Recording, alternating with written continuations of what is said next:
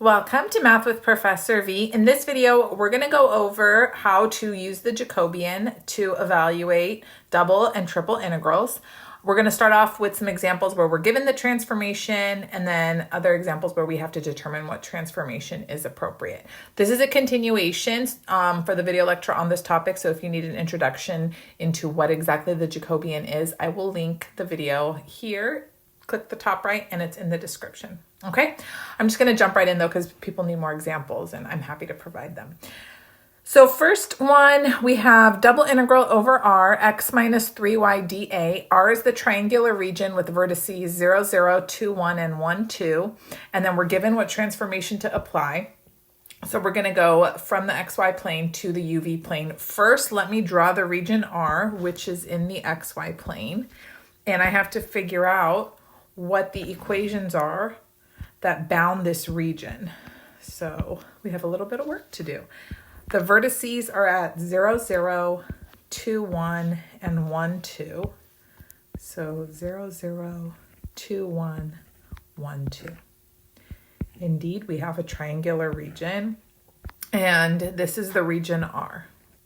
Okay, we're going to apply the transformation, take our region R into the UV plane, and hopefully have an easier region to integrate over. Yes? Okay, so three different functions or equations bound the region R. I'll call this line down here R1, R2, R3. You can number them however you want. That's not important. And then we were given the transformation right here. X equals 2u plus v and y equals u plus 2v. So in order to apply the transformation, I have to first figure out the equations, right? For R1, R2, R3. So let's look at R1. It's a line that goes through the origin. Slope is 1/2. So that's pretty straightforward. It's just going to be y equals 1/2 x. Now, if we apply the given transformation, I'm going to replace y with u plus 2v. And I'll replace x with 2u plus v. And now I want to clean up and see what is this new boundary for the region S in the UV plane. Usually we call the new region S. So let's see, u plus 2v equals u plus 1/2 v.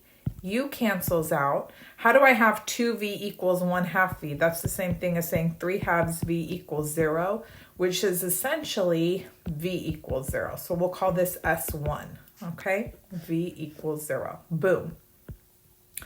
Okay, now I need the equation for R2. R2, again, let's see here.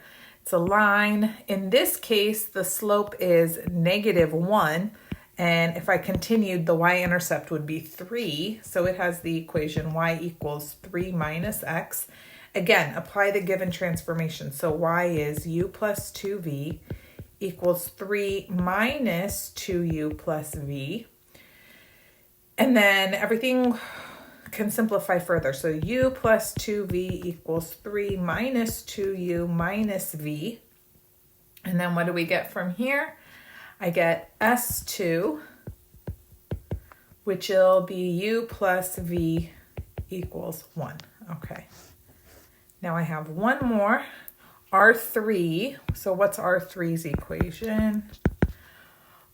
Goes through the origin, slope is 2. So this is just y equals 2x. Okay, applying the transformation, we have u plus 2v equals 2 times, and x is 2u plus v.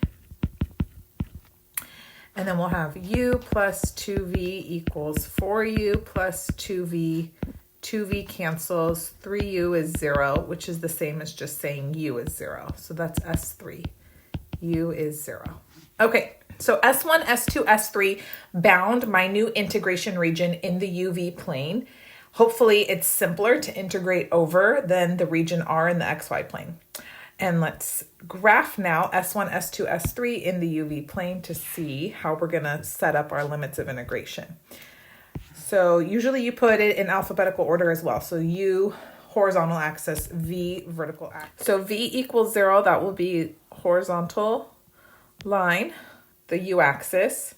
U equals 0, vertical line, V axis. And then u plus v equals 1. Boom, right here. So this is S1, S2, no, S3, S2. So here's our region S. Is it easier to set up an integral over this region than the region R? Oh, indeed. I mean, if you think about it, R, we would have had to split up, right? We would have had to split it up because top and bottom function switches. But in this case, I don't have to do such extra work. So that's nice for us. And who doesn't love dealing with zeros and ones, right? So much more fabulous. Okay, so we need to figure out what the Jacobian is. Del xy, del uv, and then we'll decide what our new limits of integration are and evaluate the integral. Okay, I'll remind you what the transformation was. So x equals 2u plus v and y equals u plus 2v. So this entry here, this is del x del u, which is 2. Then del x del v, which is 1. Next row is del y del u, which is 1. And then del y del v, which is 2. Then you take the determinant. So you have this diagonal product first, 4, minus that diagonal product, 1, which is 3. That's the Jacobian. You always put the absolute value of the Jacobian in your integral when you do a change of variables. But if someone just comes up to you and says, what's the Jacobian? You just report it without the absolute value. Okay, here we go. So double integral over R, x minus 3y dA is going to become new double integral over S. And then I'm going to replace x with 2u plus v minus 3 times u plus 2v. And then I have to figure out, okay, I'm going to have the Jacobian and du dv. What order do we want to do it in, guys? Let's see. I say we just put the limits for u on the outside. Those are going to be constant. So u can go from 0 to 1. And then v, just draw an arrow in the v direction. Where it enters the region is the lower limit of integration. Where it exits is the upper limit of integration. So v should go from 0 up until that line. What's the equation of that line? U plus v equals 1, which is v equals 1 minus u. So those are going to be our limits of integration. Here we go. So we have integral 0 to 1. Constant limits have to be on the outside. 0 to 1 minus u. My integrand is going to simplify to, let's see, 2u minus 3u, so negative u, and then v minus 6v, negative 5v. And then we have absolute value of the Jacobian, and then we set it up to be dv du. Okay, and then from here, you can just clean it up. I would say before I started integrating, I would take a negative out and the 3 out. So I would take a negative 3 outside. Then you have 0 to 1, 0 to 1 minus u. See how that looks better already? U plus 5v dv du, and you should be able to get negative 3. Okay, very good. That's it for that one. Moving on. Yes, moving on. Double integral over R of x squared dA. R is the region bounded by the ellipse. 9x squared plus 4y squared is 36. And then we're given the transformation x equals 2u, y equals 3v. So for the ellipse, first let's put it in standard form. We know that it needs to equal 1, right? Our conic section standard form. So I'm going to divide by 36. Then we have x squared over 4 plus y squared over 9 equals 1. This is the boundary of my region R. So R is inside of this ellipse. It's centered at the origin. And the vertices are going to be at 0, 3, 0, negative 3. Oh no, I wanted an ellipse. You know what? No autocorrect. We're just going to go for it old-fashioned style. So yes, vertices are the endpoints of the major axis. The endpoints of the minor axis, they have no name. They are not special. Co-vertices? Maybe some books call them that. Okay. Here's my region R.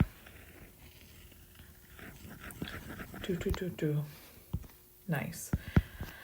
Now, we're going to apply this transformation here, x equals 2u, y equals 3v. In this case, we don't have to find r1, r2, r3, or whatever. There's only one equation that we use to bound r. So that makes it nice and easy. So I'm just going to replace x with 2u and y with 3v. Oh, this was done so cleverly because what do we get? U squared plus v squared equals 1. So can you draw this region now in the UV plane? Yes, I hope so. It's just a beloved unit circle centered at the origin. So fabulous. And this would be easier to deal with than an ellipse. However, we still really don't love having to integrate in what is a rectangular convention, right? So we're probably going to do something before we actually evaluate the integral, but let's not get ahead of ourselves. First, we need to find the Jacobian. So let's go ahead and do that.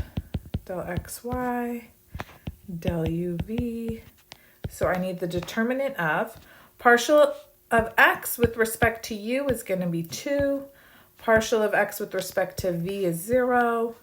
And then partial of y with respect to u is 0. Partial of y with respect to v is 3. And this will just give us 6. Okay, so here we go. We have originally double integral over r. What did they give me? X squared dA. Now this is going to become double integral over s. X is defined to be 2u, so that would be 2u squared. And then we would have absolute value of the Jacobian du dv. But again, I don't want to actually set this up. Like u could go from -1 to 1 and then v, you want to integrate the way it is right now? V would go from negative square root 1 minus u squared to positive square root 1 minus u squared. No, thank you. What are we going to do with this guy? We're going to go polar. Yes, you're totally allowed to do that. It's almost like you're adding in a second Jacobian. So we're going to have, I'm going to take out this 6 and this 4 immediately. So we'll take out a 24. What would the limits be in polar? Theta goes 0 to 2 pi. R goes 0 to 1. Exactly. So we've got 0 to 2 pi, 0 to 1. U squared, that would be r cosine theta squared. And then instead of du dv, we would have r dr d theta. How are you doing? Good? Okay, perfect. Now let's see. I have thetas and r's in here, but thankfully all my limits of integration are constant, so I can split it up and evaluate it as 0 to 2 pi, integral of cosine squared theta d theta, and then 0 to 1, we've got r cubed dr. Hold on, that d looks ugly. All right, and then you should get 6 pi. Very nice. So yes, you're allowed to convert again after performing a change of variables. Okay, you can do multiple rounds, whatever makes it better. Good. Let's look at another example. This one's a little spicier. So evaluate the double integral over r of xy dA. R is the region in the first quadrant, okay, bounded by the lines y equals x, y equals 3x, and the hyperbolas xy equals 1, xy equals 3, and we're given this transformation here. X equals u divided by v, and y equals v. Okay, so we're in the first quadrant, and it looks like all the actions happening between 1 and 3 in both directions. So here's x-axis, y-axis, 1, 2, 3. 1, 2, 3. Y equals x.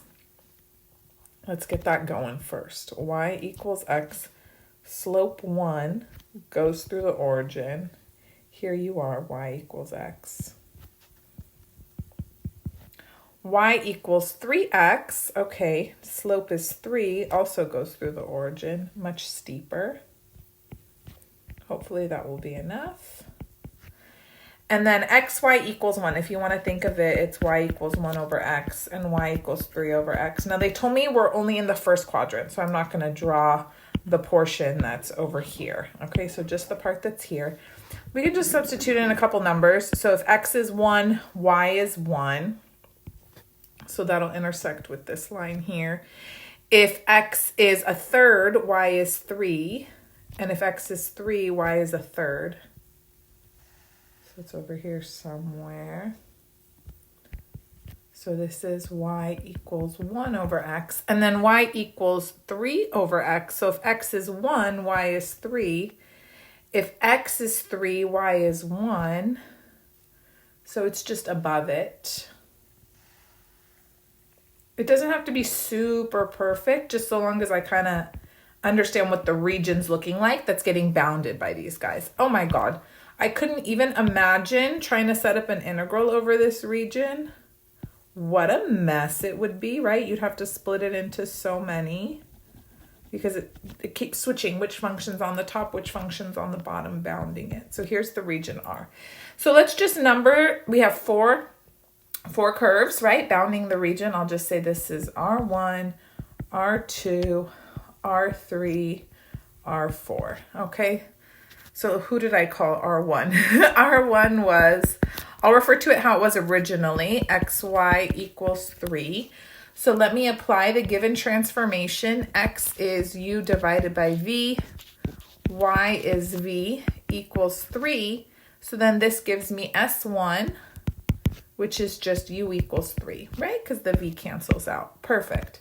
Okay, R2, who did I call R2? Oh, the line y equals x. Okay, apply the transformation. Y is v. X is u over v. So if you solve this, you get u equals v squared.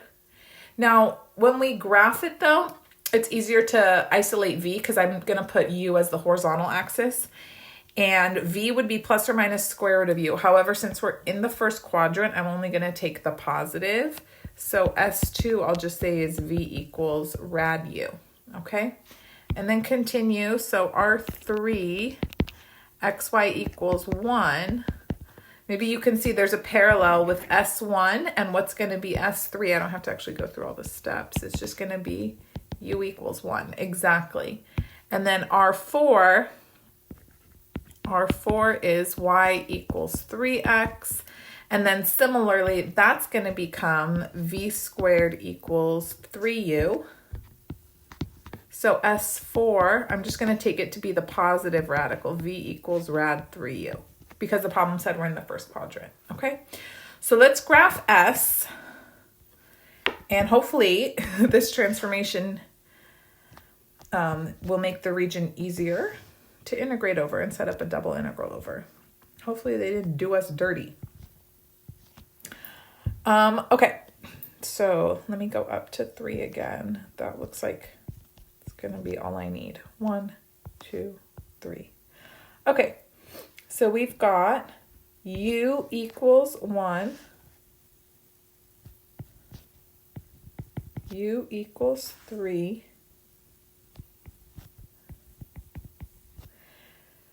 v equals rad u.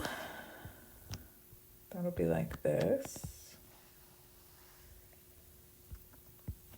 V equals rad u. And then v equals rad 3u. That would be higher. If u is 1, it would be like 1.7. Ugh, hold on. Okay, that'll do. V equals rad 3u. Okay, so yeah, this will be much easier to integrate over. I would say have limits for u on the outside. Those can be constant from 1 to 3. And then for v, you would integrate from, that's your lower limit, that's your upper limit. So let's just write it out here. U will go from 1 to 3, and then v will go from rad u to rad 3u. Beautiful. Now we need our Jacobian. Oh yes, so let me remind you what the transformation was. X equals u divided by v, and y equals v. So del xy, del uv is going to be del x del u, that's 1 over v. Del x del v, think of that as u times v to the negative first. U is constant, so it would be negative u over v squared. Del y del u is 0. Del y del v is 1. So the determinant's going to be 1 over v. Now we need to put the absolute value of this in our integral. Okay, just be careful in case it's an issue. It actually isn't for this one. So we had double integral over r, xy dA. That's going to become, we already know our limits. I set them up already. So 1 to 3 for u, and then rad u to rad 3u for v. And then x times y is just going to be u. And then I have absolute value of 1 over v, but notice we're in quadrant 1, so we're fine. V's positive here, so I don't need to add it in, okay? And then we have dv du. All right, so we're going to integrate with respect to v first. Treat u as a constant. So I'm just going to leave this out here, 1 to 3. Leave the u there. Then you have ln, absolute value of v, and that gets evaluated from rad u to rad 3u du. Again, you don't need to keep the absolute value because we're in quadrant 1, v is positive. 1 to 3 u times, now watch this, this is just gorgeous, ln rad 3u minus ln rad u du. Use your log properties, clean this up. It becomes ln rad 3u over rad u, which you can rewrite as ln rad 3u over u. U cancels. This is just ln rad 3. That's a constant. Send it where? All the way outside the integral. I don't even want to look at it for a second longer than I have to. Hold on, we need a page. We need an extra page. So then we're going to have ln rad 3 and then integral 1 to 3. All I have is u du. Exactly. Then let me write this as, you guys, it has to be 1/2 ln 3. Much better. Times antiderivative of u, 1/2 u squared, evaluated from 1 to 3.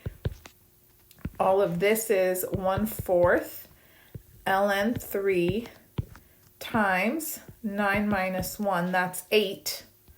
8 times a fourth, 2 natural log of 3. Wow, that's just beautiful. Love it. Okay. Now, they're not so nice. They don't tell us what transformation to use. We have to figure it out. I'll tell you this. Usually, in the integrand, you'll see some sort of theme, especially when you actually graph the region R and find out the equations that bound R. Something will speak to your soul, okay? Or at least I hope it will. Otherwise, we are in trouble. So let's give this one a go, shall we?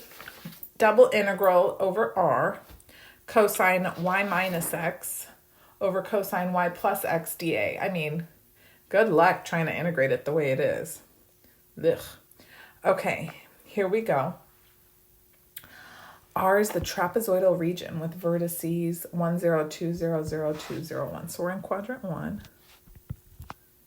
Beautiful. X, Y, 1, 2, 1, 2, 1, 0, 2, 0, 0, 2, 0, 1. Oh, here's the region. Yeah, that would not be fun to set up an integral over, right? Think of all the, you'd have to split her up because top over bottom and then split it up here. And then what is this integrand? Like, how are we supposed to contend with that too? That looks grotesque. Okay. Here's R. So we got to figure out the equations. There's 4 that bound the region R. Okay, fabulous. Let me just start numbering them.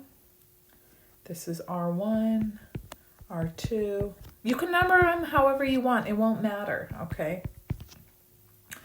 So R1 is y equals 0, okay? R2, x plus y equals 2. R3, x equals 0. And R4, x plus y equals 1. Okay, I clearly see x plus y appearing, right? Multiple times. So for sure, I'm going to let that be one of the variables, either u or v. It doesn't matter actually, which is so cool. What about the other relationship, like x equals 0, y equals 0? Well, I see a y minus x here. Can I make some sort of relationship? You totally could. You could say y minus x is 0, you know, even though it's not staring at us in the face. So that transformation should be appropriate. We're going to go ahead. Let me let u be y minus x and v be y plus x. Okay, and I did definitely look here for some inspiration to get the y minus x. And you could call it the other way around. You could call u y plus x, v y minus x, and then, you know, your Jacobian might be a wee bit different. Things might be switched around, but in the end, the result will be the same. So it's fine. It doesn't matter. Okay, here we go. Let's graph the region S. All right. So S1, let me figure it out. If y is 0, oh, this is going to be fun. So if y is 0, then I get u equals negative x, and I get v equals x. So how are u and v related? Well, I would just say v equals negative u. I like to solve for v since that's usually my vertical axis, right? Okay, S2 would just be v equals 2, because S2 is x plus y is 2. That's how we've defined v. S3, let's see, x is 0, so then I'd have u equals y and v equals y, so that's just v equals u. Very good. And then S4, yes, v equals 1. Perfect. Actually, let me box all 4 of them so that we're not confused. Okay. And then here's v equals u, and then v equals negative u. Something like that. Okay. And then v equals 2, v equals 1. Smidge lower, v equals 1. Perfect. Okay, so this is excess. We don't need all this. That was just to help me straighten it out. We don't need all this. Can you see the region S? It's here. It's here. Okay, so notice, I'm actually going to want to integrate du dv. Can you see that? Because if you were to do dv du, if u was on the outside with the constant limits, top over bottom switches, so we'd have to split it into 3 integrals. It's easier to do. It's bounded on the right, bounded on the left. So I'm going to set it up so that, yeah, limits for v should be on the outside, the constant ones from 1 to 2. And then limits for u, just draw, you know, an arrow going through the region. Where it hits first on the left is the lower limit. Where it hits second on the right is the upper limit. So u is going to go from negative v to v. That's right, children. Very good. Okay, perfect. Now we need the Jacobian. I'm going to show you the traditional way to do it, and then I will show you a slick shortcut that is not in the textbook. I know, you guys. It's in other textbooks, but it's not in Stewart's calculus. And you guys, this is why, you know, as a math professor, I got a bunch of calculus books in my house, so I like to read through them all. So traditionally, right, when we get our Jacobian, del xy, del uv, I need x and y as functions of u and v. But currently, I don't have that. Do you see what I have? I have u equals y minus x and v equals y plus x. So I need to figure out, rearrange, and solve for x and y in terms of u and v. It's not that bad. So if u equals y minus x and v equals y plus x, say I just add these equations together right now, x will get eliminated. Then I have u plus v equals 2y.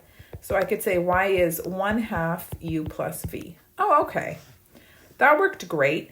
Now, in that scenario, I eliminated x. So let me go ahead, do the same thing and eliminate y. What would I need to do differently? Change that so that we subtract the 2 equations instead now. Subtract them. And then you see how the y would cancel out? Yes. And then you have u minus v equals negative 2x. So we could say x is negative 1/2 times u minus v. Okay, and I can use this now to get my Jacobian. So we will have determinant of del x del u, that would be negative 1/2, del x del v, positive 1/2, del y del u, del y del v. And then this is going to be what? A negative 1/4 minus a 1/4, so negative 1/2.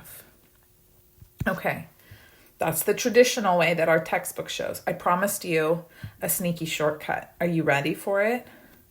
Are you ready? Okay, instead we're going to find del uv del xy. Say you were lazy and you were like, I don't want to do this. I don't blame you. Who does? Who does? Okay, watch this, guys. I'm just going to erase this. I want you to focus on the transformation that we originally came up with. So this determinant here would be del u del x, del u del y, del v del x, del v del y, okay? So what's del u del x? Look here, negative 1. Del u del y, 1. Del v del x, 1. Del v del y, 1. What does this give me? Negative 1 minus 1, which is negative 2. So how are these related? You see how they're reciprocals of one another. Precisely. And yes, you can make a rule. We can summarize that del xy del uv is the reciprocal, oh yeah, of del uv del xy. So if it works out for you that it's easier just to find the determinant here and then just take the reciprocal, you can go ahead and do that. Okay, perfect. So now let's set up everything. Don't forget, we already figured out our limits of integration. V will be on the outside and then u goes from negative v to v, okay? Let's put it all together. So we have double integral over r cosine of y minus x over y plus x dA equals, we're going 1 to 2, negative v to v, cosine of, applying my transformation, it's going to be u over v. Then I have absolute value of my Jacobian, and then du dv. Are we okay? All right, great. Let's take that 1/2 outside. Get out of here, 1/2. And then I have integral 1 to 2. Now I'm integrating with respect to u. So 1 over v is just a constant. So when I take the integral, I'm just going to divide by 1 over v, which is the same as multiplying by v. Yes? Okay, good. And then antiderivative of cosine u over v would just be sine u over v. And then this gets evaluated from negative v to v, and I have dv. These limits get plugged in for u. So I've got 1/2 integral 1 to 2 v times, this is sine of v divided by v, which is 1, minus sine of negative v divided by v, which is negative 1. And sine is an odd function. So negative sine of negative 1 is equal to positive. You basically can take that negative out when you have an odd function, sine of 1. So this is really 2 times sine of 1. Let's take that out, and the 2 and the 1/2 will cancel. So I've just got sine of 1 times the integral from 1 to 2 v dv. Not bad, not bad. So sine of 1 times 1/2 v squared evaluated from 1 to 2, which is going to be 4 minus 1, so 3/2 times sine of 1. Good? Okay, perfect, perfect. I have one more for you. How are you doing? Do you feel better? This is probably a little spicy in some senses, but a lot easier in others. So the transformations given to us, x equals 4u, y equals 5v, z equals 7w. We're doing triple integral this time. Oh me, oh my. X squared over 16 plus y squared over 25 plus z squared over 49 raised to the pi dx, dy, dz, and they told me r is the interior of the ellipsoid. You know, honestly, for this one, we don't need to graph. We can just figure out the transformation and set things up because it's pretty straightforward. I mean, it's an ellipsoid, all right? Let's apply the transformation and figure out what the boundary is going to be for my region S. So if x is 4u over 16, and then y is 5v over 25, and z is 7w, over 49. Then I no longer have an ellipsoid. I have u squared plus v squared plus w squared is 1. So this is a sphere centered at the origin with radius 1. Wow. Okay.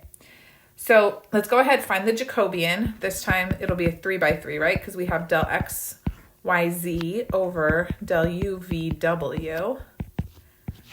But this one won't be hard to evaluate because notice x is just equal to 4u. So this would be 4, 0, 0. And then y is 5v. So this would be 0, 5, 0. And similarly, last row, 0, 0, 7. Now, I don't know how much linear algebra you've had, but when you find the determinant of a diagonalized matrix, it's the most beautiful thing out there because you just simply take the product along the diagonal. Yes, lovely. So this is going to be 140.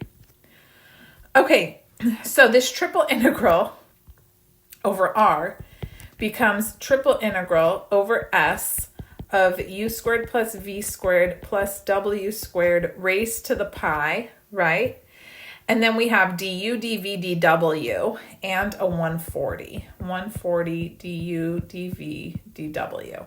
But I don't really care to integrate over a sphere. That sounds horrendous. Since we are integrating over a sphere, this should remind you of, I think, the second problem that I did. We're going to switch to spherical coordinates. So we're basically doing a second Jacobian. But we know already what the Jacobian is when we go to spherical. So let's just figure out what our limits of integration would be. It's the entire unit sphere, right? Or unit ball, because it's inside it as well. So limits for theta are going to be 0 to 2 pi. Limits for phi, 0 to pi. And rho, 0 to 1. Exactly. So here we go. Are you ready? Yes. When we switch this to spherical, this will be rho squared to the pi. We got it? Okay, I'm going to rewrite it down here now. So we can go about our business. So we have, I love throwing that line in so the problem is cohesive, you know. Integral 0 to 2 pi, 0 to pi, 0 to 1. We had 140. U squared plus v squared plus w squared is rho squared. That was all to the pi. And then du, dv, dw becomes rho squared sine phi. That's your Jacobian when you go spherical. D rho, d phi, d theta. Okay. I don't see any thetas, right? So I can just multiply by 2 pi and let me take the 140 out. So this is going to be 280 pi integral 0 to pi 0 to 1. Now clean this up. Use your rules of exponents properly. That'll be rho to the 2 pi plus 2 sine phi d rho d phi. Now all my limits are constant, so I can split this up into a product of two integrals for single variable function. So we'll go 0 to pi sine phi d phi, and then that times 0 to 1 rho to the 2 pi plus 2 d rho. Stunning. So 280 pi. Antiderivative of sine phi is negative cosine phi. You know what I've been so into lately? I don't put the negative and then I switch the limits of integration. It just looks cleaner, doesn't it? Been very into that lately. Okay. Taking the antiderivative, add 1 to the exponent. Divide by the new exponent. I'm dividing by it out here. Thank you so much. And evaluate from 0 to 1. Great. Yes, it is great. So we've got 280 pi over 2 pi plus 3, just minding its business out there, okay? Then you have cosine of 0, which is 1, minus cosine of pi, which is negative 1. And then thank goodness this is a 1. 1 to the 2 pi plus 3, I know what that is. It's 1 minus 0. So then this is 2. 2 times 280 pi, 560 pi over 2 pi plus 3. So this one didn't require graphing just because we were dealing with such a well-known region. And we could figure out what the limits of integration were very easily. The previous ones we had to figure out like what's bounding on the left, on the right, the top, the bottom. But in this case, It might have seemed like a scary problem, but it wasn't. It really wasn't, okay? So if you feel frustrated, don't fret. I always tell my class, no one came out of the womb doing multiple integrals using Jacobians.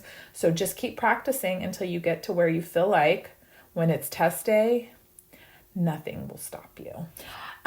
Give the video a thumbs up. Comment down below which was your favorite of the problems that we did. I think mine is this one and the one before. I like them both so much. Oh, I also like the one with the natural log property. I can't decide. And don't forget to subscribe if you haven't already. Follow me on Instagram and TikTok, Math with Professor V. I'll be back with more content sooner than later. Bye, guys.